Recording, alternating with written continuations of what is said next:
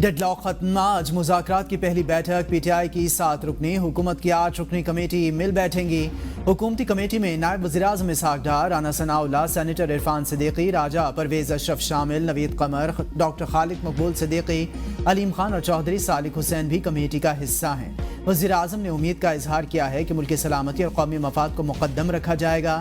شہباز شریف نے کہا پاکستان ہے تو ہم سب ہیں۔ اسپیکر قومی اسمبلی سردار ایاز صادق نے کہا نیک نیتی سے حکومت اور اپوزیشن کو مذاکرات کی دعوت دی۔ اسپیکر آفس کے دروازے ہمیشہ اراکین کے لیے کھلے ہیں، بات چیت اور مکالمے سے ہی آگے بڑھا جا سکتا ہے۔ حکومت کے ساتھ آج مذاکرات کا پہلا دور ہے، دیکھتے ہیں کیا ہوتا ہے۔ اپوزیشن لیڈر عمر ایوب کی پشاور ہائی کورٹ میں میڈیا سے گفتگو، کہا حکومت کی نیت کیسی ہے یہ بھی دیکھیں گے۔ بانی پی ٹی آئی سے میری ملاقات نہیں ہوئی، نہ مذاکراتی ٹیم کی ملاقات ہوئی۔ اختلاف ہمارے درمیان کوئی نہیں۔ عدالت نے عمر ایوب کو 1 مہینے کی راداری ضمانت دی تھی۔ عدالت کی درخواست گزار کو متعلقہ عدالت میں پیش ہونے کی ہدایت۔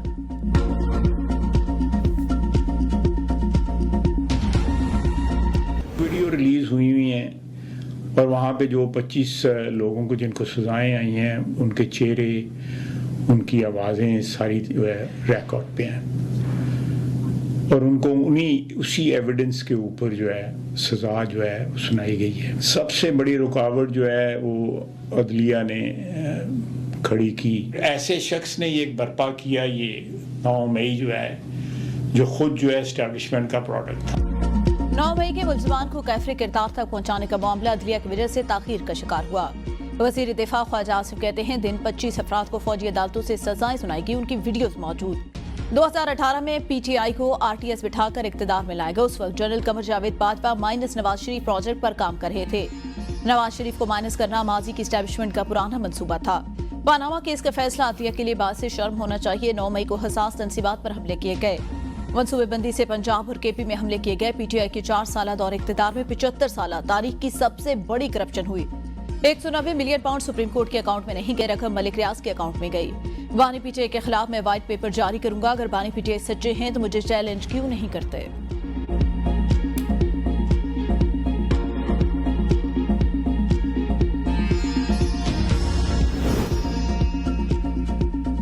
$190 ملین کیس میں بانی پی ٹی آئی بری ہونے چاہیے۔ چیئرمین پی ٹی آئی بیرسٹر گوہر کی میڈیا سے گفتگو، کہا اس میں بانی پی ٹی آئی بینیفیشری نہیں، گواہوں نے بھی تسلیم کیا حکومت کو کوئی نقصان نہیں ہوا، بانی پی ٹی آئی نے کوئی فائدہ نہیں لیا۔ اگر انصاف کے مطابق فیصلہ آیا تو بانی پی ٹی آئی بری ہوں گے، یہ کوئی پتہ نہیں فیصلہ کب تک متوقع ہے۔ بانی پی ٹی آئی اور بشر بی بی کے خلاف $190 ملین ریفرنس کا فیصلہ مؤخر۔ عدالتی عملے کی جانب سے پی ٹی آئی کے وکلاء کو آگاہ کر دیا گیا، ریفرنس کا فیصلہ جنوری کے پہلے ہفتے میں سنا جائے گا۔ احتساب عدالت اسلام آباد نے فیصلہ 18 دسمبر کو محفوظ کیا تھا۔ بانی پی ٹی آئی کے خلاف یہ واحد کیس ہے جو 1 سال سے زائد عرصے تک چلا۔ وانی کی کابینہ کے ارکان بطور نیب گواہ پیش ہوئے، کیس میں 4 بار جج تبدیل ہوئے۔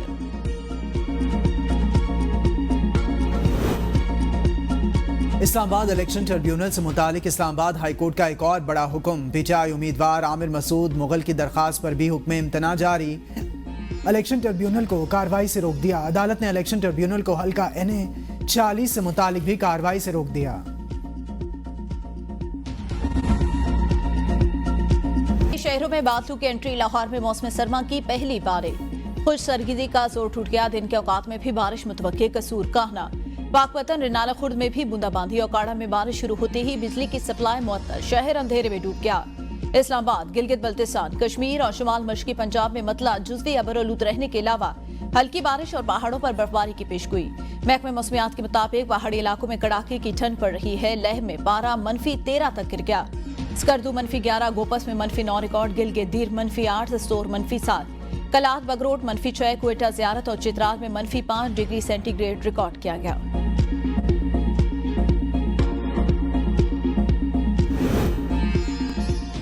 پارا چنار میں مرکزی شاہراہ اور افغان بارڈر سمیت دیگر راستوں کی بندش، شہری بحرانی کیفیت سے 2-4، دکانیں خالی، بازار بند۔ اشیاء خورنوش، گیس اور روزمرہ استعمال کی چیزیں ختم ہو گئیں۔ ریسٹورانٹ اور تندور بند ہونے کے باعث شہری فاقہ کشی پر مجبور۔ راستوں کی بندش کے خلاف شہریوں کا احتجاج، پریس کلب کے باہر خیمے لگا کر شدید سردی میں دھرنا دے دیا۔ آمد و رفت کے راستے کھولنے تک احتجاجی دھرنا جاری رکھنے کا اعلان۔ عیدی ذرائع کے مطابق علاج نہ ملنے سے اب تک 50 بچے دم توڑ گئے۔ 31 اموات DHQ اور باقی اطراف کے اسپتالوں میں ہوئیں۔ ممبر صوبائی اسمبلی علی ہادی نے راستوں کی بندش کو افسوسناک قرار دے دیا۔ کہا انتظامیہ راستے کھول کر عوام کو بحرانی کیفیت سے نکالے۔ ڈپٹی کمشنر جاوید اللہ کہتے ہیں سیکیورٹی خدشات کے باعث راستے بند کیے گئے۔ مشیر صحت احتشام علی کا کہنا ہے ایمرجنسی ادویات کی وافر مقدار کرم پہنچائی گئی ہے۔ درجنوں مریضوں کو علاج کے لیے کرم سے پشاور منتقل کیا گیا۔ پارچنار کے عوام کی مدد کے لیے ہر ممکن تعاون کریں گے۔ گورنر سندھ کامران ٹھسوری کی میڈیا سے گفتگو۔ کہا پارچنار میں کامیابی کے لیے تمام سٹیک ہولڈر کو اپنا کردار ادا کرنا ہوگا۔ مشکل وقت میں ہم پارچنار کے اپنے بھائیوں کے ساتھ کھڑے ہیں۔ پارچنار کے لوگوں کو ادویات کی فراہمی ہمارا فرض۔ پارچنار میں غذائی قلت کے مسئلے سے فوری نپٹنا ہوگا۔ مسائل معاملات طے کرنے میں کردار ادا کرنے کے لیے تیار ہے۔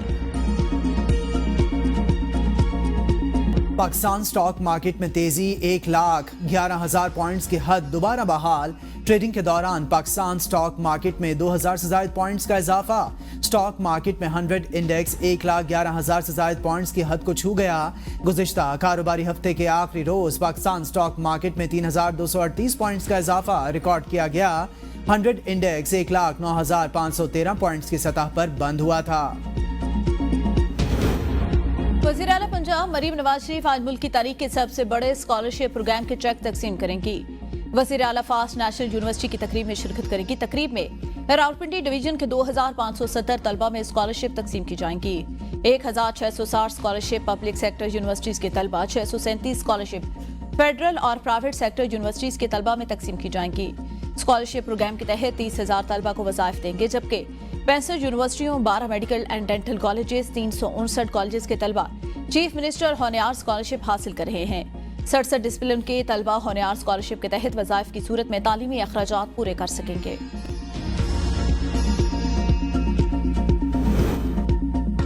رمضان شوگر مل کے سابق وزیر اعلیٰ پنجاب حمزہ شہباز کا عدالت نہ پیش ہونے کا فیصلہ۔ حمزہ شہباز کے وکیل نے 1 روزہ حاضری معافی کی درخواست دائر کر دی۔ اینٹی کرپشن عدالت لاہور میں سماعت کچھ دیر بعد ہوگی۔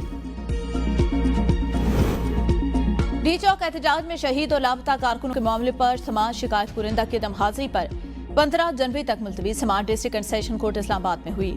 شکایت کنندہ کہاں ہیں؟ جج کا سردار لطیف کھوسہ سے استفسار۔ کہا اس کی کیس سماعت موسم سرور کی تعطیلات کے بعد رکھ لیتے ہیں۔ بیرسٹر گوہر علی نے موجودہ حکومت کے خلاف عدالت میں پرائیویٹ کمپلین دائر کر رکھی ہے۔ پرائیویٹ کمپلین میں وزیر اعظم، وزیر داخلہ محسن نقوی، وزیر اطلاعات عطا تارڑ، وزیر دفاع خواجہ آصف کو فریق بنایا گیا ہے۔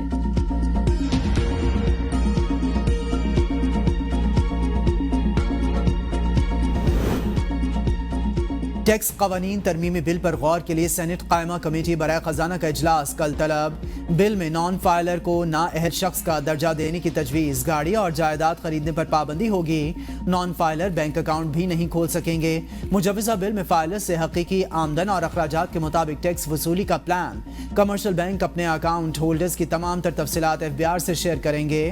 FBR ٹیکس دہندگان کا ڈیٹا بینکس اور آڈیٹرز کو فراہم کرنے کا مجاز ہوگا۔ بزنس کی رجسٹریشن نہ کرانے والے نان فائلرز کی پراپرٹی سیل اکاؤنٹس منجمد ہوں گے۔ فائلر کے والدین، اہل خانہ، بیٹا، بیوی یا معذور فیملی ممبر فائلر تصور ہوگا۔ کراچی سمیت دیگر علاقوں میں پانی کی فراہمی مکمل طور پر بحال۔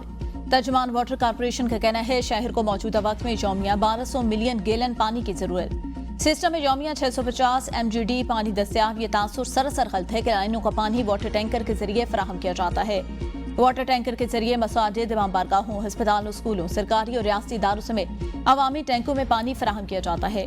مظاہرے کر کے سرکاری املاک کو نقصان پہنچانا ایک غیر قانونی عمل جو کسی بھی صورت برداشت نہیں کیا جائے گا۔